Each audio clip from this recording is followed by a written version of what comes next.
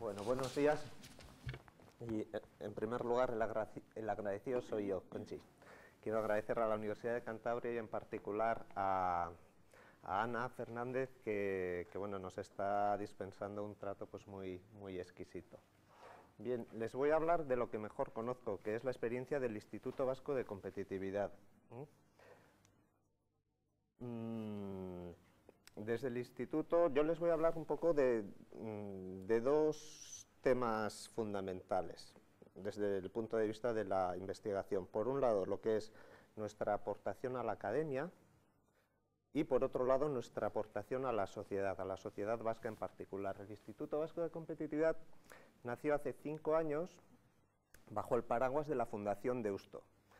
La Fundación Deusto comprende dentro de su paraguas, por un lado, la Universidad de Deusto y, por otro lado, un abanico amplio de institutos, y cada instituto se rige a su manera. De esos institutos, pues hay el Instituto de Derechos Humanos, el Instituto de Estudios Cooperativos y uno más es el Instituto Vasco de Competitividad. Una peculiaridad de este instituto es que nace como una iniciativa mixta, público-privada. Y la verdad que nos sentimos muy cómodos con esta fórmula, porque así no estamos ni al servicio de la administración, estrictamente, ni al servicio del sector privado. Es decir, no tenemos por qué seguir el dictado del discurso oficial, ni tampoco tenemos que estar defendiendo la posición privada, pues siempre metiendo un dedo en el ojo a la administración. Por lo tanto, de alguna manera respetamos la neutralidad y la objetividad que yo creo que merece el mundo académico. Os puedo decir que en el Consejo de Administración del Instituto hay 9 miembros, de los cuales hay entidades privadas que actúan como patronos. Está Repsol, Euskaltel, Kutxa, y también tenemos representación pública. Está el Gobierno vasco y está la Diputación Foral de Guipúzcoa en particular. Y luego, obviamente, está la representación académica que viene representada por el Vicerrector de Investigación e Innovación. Bien, ¿por qué nace el instituto? Pues el instituto nace porque había una inquietud en el País Vasco. Desde luego, si vemos la evolución que ha experimentado la economía vasca en las 2 últimas décadas, hemos arrancado desde una época de crisis al principio de los 90 y desde entonces el PIB per cápita de nuestra población ha aumentado hasta cotas de posicionarse en el top, o en la posición más alta del 15% de las regiones europeas. Si en Europa consideramos que hay 260, 270 regiones y vemos cuáles son los indicadores de PIB per cápita de nuestra región, pues estaríamos posicionados en ese top 15%, cuando hace 20 años estábamos en las situaciones de cola. Por lo tanto, el instituto precisamente lo que quería analizar era cuáles eran las claves que habían hecho que nuestra región se posicionara en esa situación pues tan interesante, ¿no? Lo que sí veíamos claro es que las recetas que habían funcionado en el pasado no necesariamente tenían que funcionar en el futuro. Y además estábamos avanzando hacia un nuevo escenario competitivo, en donde preponderaba pues bueno, la innovación, la creatividad, todos esos intangibles que adquieren un valor prioritario en la construcción de esa nueva sociedad del conocimiento, ¿no? Entonces, en esa transición, pues veíamos que esas recetas de la calidad, de la eficiencia, tan características de la industria manufacturera vasca, pues ya estaban quedando un poco obsoletas. Esas fórmulas ya venían aplicándose por otras economías emergentes y corríamos el riesgo de que esa situación nuestra o nosotros nos viéramos desbancados de esa situación privilegiada. Por lo tanto, llegaba el momento de reflexionar sobre cómo avanzar y de ahí el nacimiento del instituto. ¿Cuál es nuestra misión fundamental? Pues contribuir a la mejora del bienestar de nuestros ciudadanos. Bien.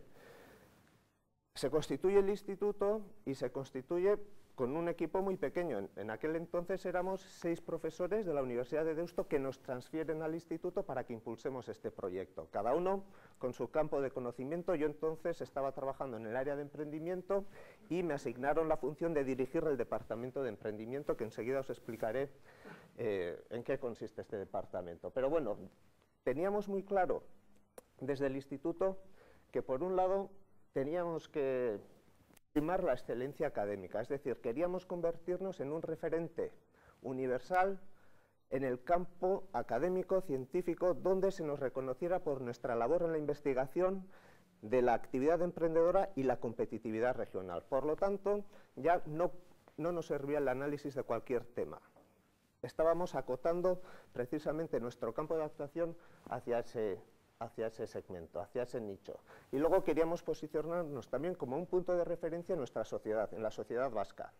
De modo que la administración en cualquier momento, si necesitara estadísticas o cualquier tipo de consulta, recurriera directamente a nosotros para que nosotros les aportáramos ese input, esa información que en el día a día pues vamos recolectando. Por otro lado, a diferencia de lo que hacíamos antes en la universidad, lo que perseguíamos también era contribuir al bienestar de nuestra sociedad, es decir, construir o contribuir a la construcción de un ecosistema emprendedor que permitiría conseguir ese bienestar. Es decir, la región vasca para nada es Cambridge, para nada es Stanford o Silicon Valley, para nada es el polo de desarrollo de Sofía Antípolis. Pero sí que teníamos que descubrir cuál era el camino que nosotros teníamos que seguir para que facilitáramos un tejido emprendedor más dinámico y que revirtiera más en la generación de valor, porque no nos conformábamos con innovar.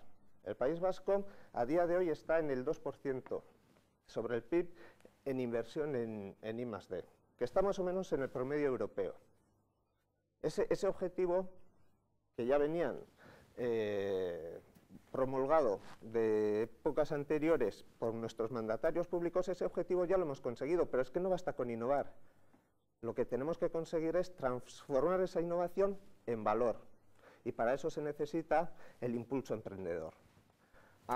Nosotros lo que queríamos era incidir en cada uno de los actores que componen nuestro ecosistema emprendedor y facilitar esa generación de valor, el paso de la innovación al mercado.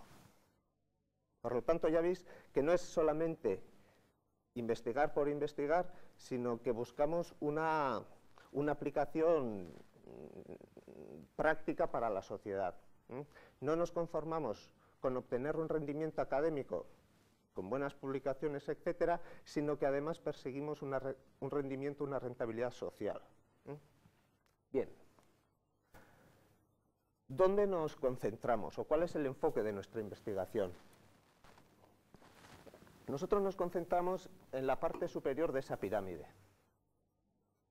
Casi mejor que lo haga con la mano. En esta parte de aquí.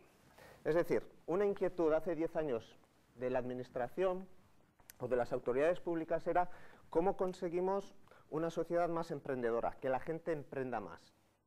Nosotros veíamos que ese no era realmente un punto de excesiva preocupación. Entonces a nosotros nos preocupaba más la calidad de los proyectos emprendedores. ¿Cómo podemos contribuir a aumentar el segmento de proyectos emprendedores de alto potencial de crecimiento? Es decir, más que la cantidad, apostábamos por la calidad. Y aquí no estamos inventando nada nuevo. Es decir, yo soy de San Sebastián y cada vez que paseo por la cornisa cantábrica, por la costa, observo en muchos municipios, en los escudos, que aparece la figura de la ballena. Y esa ballena pues simboliza, yo creo, muchos de los valores emprendedores que en su día teníamos en el siglo XVI, XVII, pero a día de hoy han desaparecido. Es decir, tenemos en el País Vasco una comunidad que vive bien en realidad. Es decir, si estamos en ese top 15% de PIB per cápita, la gente, pues bueno, vive relativamente bien, es una sociedad acomodada que lo último que persigue es emprender.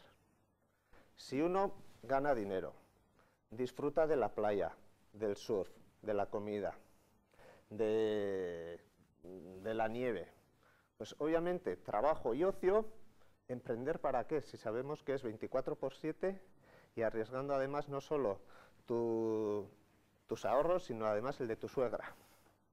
Pues hombre, la gente prefiere vivir bien. Por lo tanto, emprender en el País Vasco, pues algo que no está, en mi opinión, lo suficientemente dignificado. No solamente eso, sino que emprender en clave de crecimiento todavía es más difícil. Y ahora me remonto al siglo XVI-XVII, a las embarcaciones donde se constituían empresas de 40 a 50 pescadores que salían a capturar la ballena franca. Y esa ballena franca venía del norte y luego se iba hacia Canadá, hacia Terranova.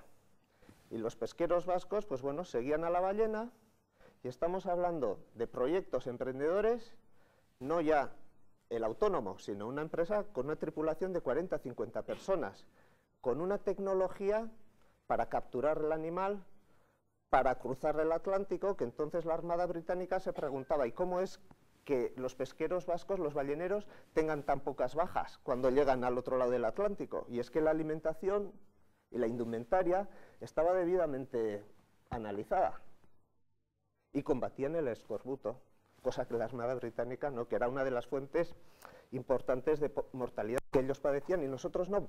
¿Por qué? Pues entre otras cosas por la alimentación, que estaba estudiada también.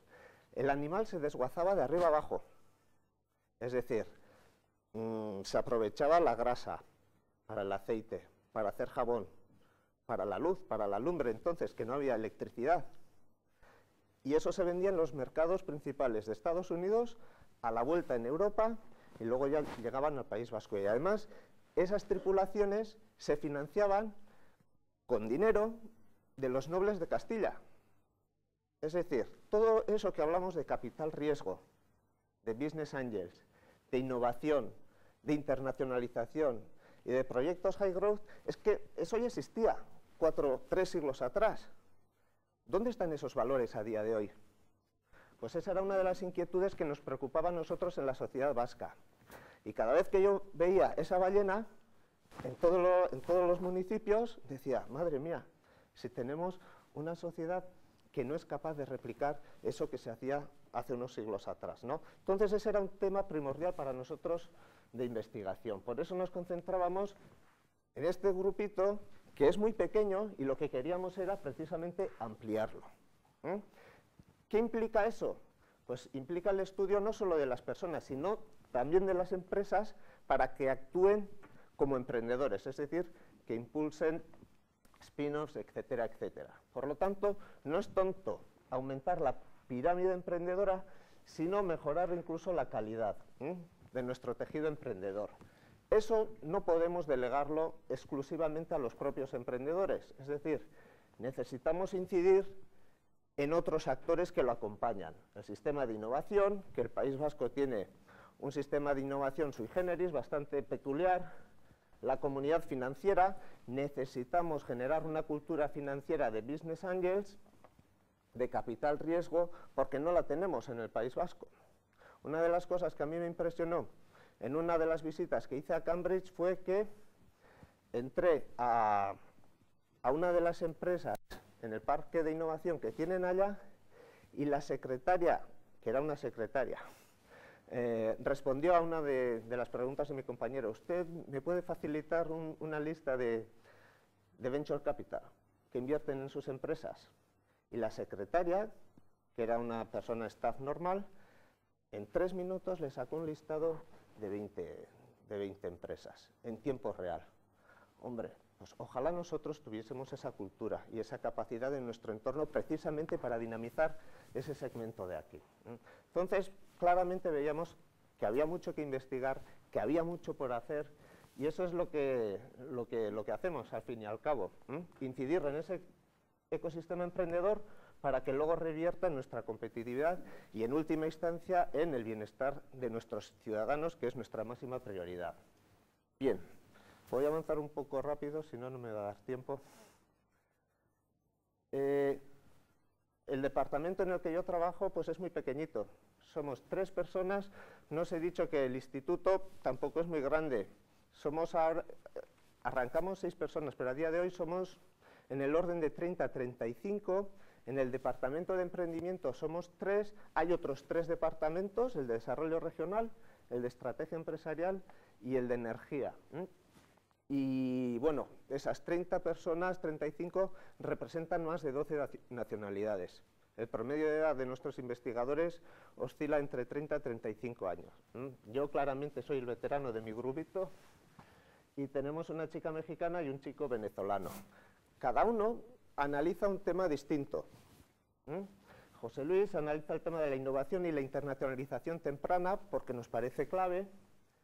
Maribel analiza el tema de intraemprendimiento, la capacidad de generar empresas desde las organizaciones, y yo estoy más en el tema de demografía y ecosistema emprendedor. Cada uno tiene su campo de especialización. Bien. Aquí están las líneas de investigación que nosotros trabajamos y aquí están las 3 funciones que cada uno de nosotros desempeñamos, porque no solamente es investigación, sino también es interacción social y luego instrucción. Para nada solapamos con la universidad. Es más, lo que nosotros queremos es complementar lo que ya hace la universidad. Intentamos cubrir las lagunas que nosotros vemos tiene el sistema universitario en nuestro entorno. Inicialmente hacíamos, o gran parte de nuestro tiempo se destinaba a la investigación, hemos aprendido en el proceso, lo hemos transmitido en las aulas, en nuestras sesiones formativas, y ahora estamos en un periodo de coaching en el que nosotros también participamos, pero no solo nosotros, y estamos en una labor de orquestación, es decir, cómo conseguimos que los tecnólogos consigan buenos directivos, consigan capital inteligente para aumentar ese segmento de proyectos emprendedores high growth. Ese es un poco el ciclo que estamos siguiendo desde que arrancamos. Todo esto se sostiene con distintas fuentes de financiación. Antes les he dicho que, por un lado, tenemos la financiación que aportan los patronos del Consejo de Administración, es decir, recibimos financiación pública y privada. Luego, aparte, está la capacidad que tienen los equipos de investigación de generar sus propios ingresos, bien concurriendo a convocatorias, bien concertando proyectos con instituciones públicas y privadas, y luego también cobrando pues, a los propios emprendedores y a los propios business angels cuando organizamos actividades para ellos. Al fin y al cabo, nuestra labor tiene una dimensión de bien público, pero también bien privado, y es normal que se nutra de los recursos de ambas fuentes. Tenemos proyectos de todo tipo, algunos son europeos, otros son del Ministerio, otros son más locales, de las instancias más cercanas, diputaciones, Gobierno vasco. Hay algunos proyectos que tienen que ver más con la investigación, otros con la interacción y otros con la formación. Y bueno, algunos tienen que ver más con la innovación, otros con la demografía empresarial. Por ejemplo, participamos en el proyecto YEN también. Por lo tanto, los proyectos son importantes para nosotros en la medida que nos aportan fondos y nos aportan sobre todo también la posibilidad de establecer nuevas redes de colaboración y de trabajo. Bien, lo que es la... Uy, perdonad. Bueno, aquí falta una transparencia, que es la transparencia de investigación. ¿Qué es lo que hacemos en investigación? Obviamente en investigación antes les decía que lo que queremos es contribuir al conocimiento del campo del emprendimiento, pero de manera muy específica, vinculado a la actividad emprendedora a la competitividad regional. Y ahí, obviamente, pues sí, a nosotros nos valoran pues, nuestra capacidad de publicar en buenas revistas, las revistas indexadas, pero no solamente revistas indexadas, porque publicamos en otro espectro amplio de journals que sin estar indexadas sí aportan conocimiento en materia emprendedora. Pero sobre todo emitimos informes para la administración en otro lenguaje y yo creo que con una finalidad mucho más pragmática. Nosotros tenemos una interlocución directa con todos los grupos parlamentarios del Gobierno vasco. Es más, de hecho, nos han llamado en más de una ocasión para testificar en el Parlamento sobre por qué la actividad emprendedora en el País Vasco era tan baja, entre otras cosas. Y también hemos revisado algunos documentos jurídicos por si había aspectos que deberían ser cambiados, incluidos, que no estaban, etcétera, etcétera. Por lo tanto, nuestra investigación no solamente es una investigación científica, sino también una investigación que recoge informes dirigidos a, sobre todo, nuestras autoridades competentes en materia de emprendimiento. La segunda labor es la de interacción. Pues nosotros tenemos un contacto muy directo en el día a día con nuestros emprendedores, sobre todo esos emprendedores que aspiran a crecer más y necesitan pues, un apoyo académico, pero no necesariamente académico. Hemos constituido una red de Business Angels porque no había en el País Vasco y alguien tiene que agitar esto socialmente. En el momento que veamos que hay suficiente comunidad inversora, entonces nos retiraremos y dejaremos que las cosas funcionen por sí mismas, pero veíamos que había una carencia total, que había un desconocimiento y ahí, pues bueno, vimos la necesidad de formar y educar a distintos inversores. Que un inversor que desea ser un business angel y desea saber cómo le va a afectar la fiscalidad, qué es lo que implica una due diligence, cuál es la estrategia de salida que tendrá que planificar para futuras rondas de inversión. Hombre, pues hay que educar. Si no lo hace la universidad, alguien lo tendrá que hacer. Pues lo veíamos muy claro. Montemos una red de business angels y vamos a dinamizar un poco. ¿Que esa cultura se ha extendido? ¿Funciona? Pues entonces nos dedicaremos a otra cosa, que veamos que sea más útil para nuestra comunidad. Lo cierto es que esto lo hemos hecho en colaboración. Me dices, cuando tengo que terminar. Tengo que terminar ya. Vale. Eso lo hemos hecho con la colaboración de personas que saben más que nosotros. Nosotros somos muy humildes en esto. Si hay algo que nosotros no sabemos, acudimos a ESADE, que tienen más trayectoria que nosotros. Con ESADE hemos colaborado en intercambio de proyectos, ellos nos han enviado, nosotros les hemos enviado, y eso está pues muy bien, porque así aprendemos nosotros también. Los emprendedores no nos valoran a los académicos, sino valoran más al emprendedor que se ha internacionalizado.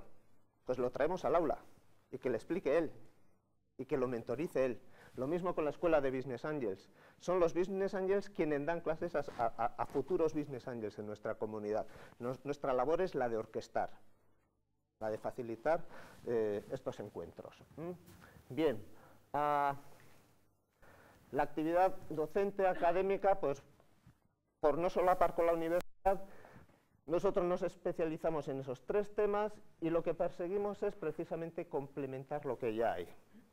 Normalmente organizamos módulos muy cortos, muy breves, muy pragmáticos, no necesariamente impartido por nosotros, sino por quienes realmente tienen una experiencia y pueden aportar mayor valor. Ya veis que nuestro intento es no quedarnos en nuestra torre de marfil, sino tirar una escalera, tocar suelo y ser muy prácticos en nuestra comunidad. Que a veces la reputación que tenemos los académicos cuando hacemos investigación es esa. Y ya para concluir, investigación, la nuestra al menos, intentamos que sea lo más aplicada posible, empírica, no teorizamos sin realmente tener un rigor y un conocimiento cercano de la realidad, útil, concentrada en pocos temas, no podemos dar palos a todo, nos concentramos en lo que consideramos que es estratégico para nuestra región, interlocución directa, porque realmente tenemos que escuchar, tenemos que compartir, tenemos que aportar con agentes socioeconómicos de nuestro entorno. Buscamos la rentabilidad social, además de la académica, y la docencia, pues eso, muy enfocada para cosas concretas. Y si quieren más información, pues podrán conseguirla. Muchas gracias.